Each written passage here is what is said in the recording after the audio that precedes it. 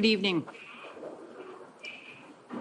Today is a devastating day for Nova Scotia, and it will remain etched in the minds of many for years to come.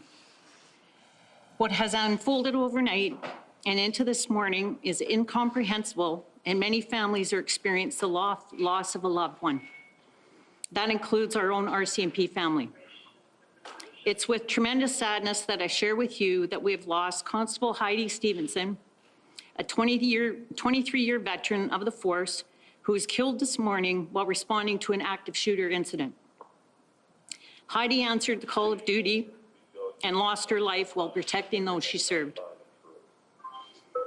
Earlier this afternoon, I met with Heidi's family, and there are no words to describe their pain. 2 children have lost their mother, and a husband has lost his wife. Parents have lost their daughter, and countless others lost an incredible friend and colleague. Heidi's family is a part of the RCMP family, and we will embrace and support them in the days and weeks and months ahead.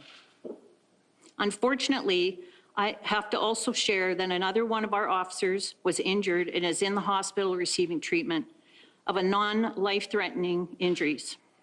He and his family will be supported, and we will be alongside him as he begins his road to recovery. This tragic incident has also resulted in many victims outside of the RCMP. Countless families are in mourning today. Each person who lost their family and friend, and they too will need their support. The impact of this incident will extend from one end of the province to the other.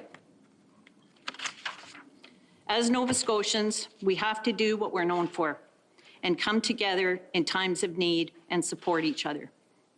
So right now, I'd like to turn it over to Criminal Operations Officer, Chief Superintendent Chris Leather, who can speak more about the criminal investigation. Thank you.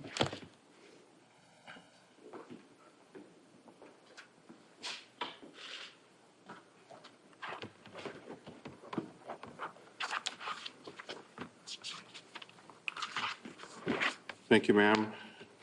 Ladies and gentlemen, my name is Chief Superintendent Chris Leather. I am the Criminal Operations Officer for Nova Scotia RCMP. I would like to offer my sincere condolences to the family of Constable Stevenson and to the families of all the victims. I would also like to acknowledge the member who was injured and his family. As you can appreciate, this is an extremely difficult day for the RCMP and for the families who have been affected by these tragedies. We are in the early stages of an incredibly detailed and complex investigation that has forever changed countless lives and has left multiple victims. Our focus right now is to gather all evidence and information about these incidents and to get answers to many unanswered questions. I will provide here as much detail as I can, as this is indeed still a very early stages investigation into a very tragic situation. Last night, following multiple 911 calls, Nova Scotia RCMP members responded to a firearms call to a Portapique residence in Colchester County. When police arrived at the scene, members located several casualties inside and outside of the home. They did not, however, locate the suspect. This was a very quickly evolving situation and a chaotic scene. Many units responded, including emergency response teams and police dog services.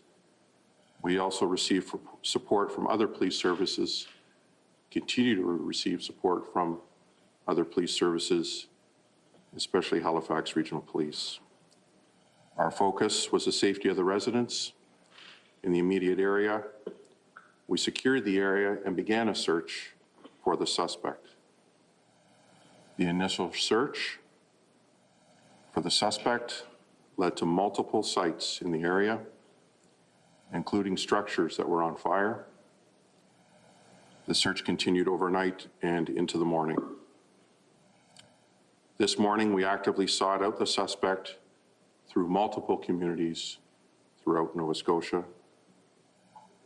The search for the suspect ended this morning when the suspect was located, and I can confirm that he is deceased.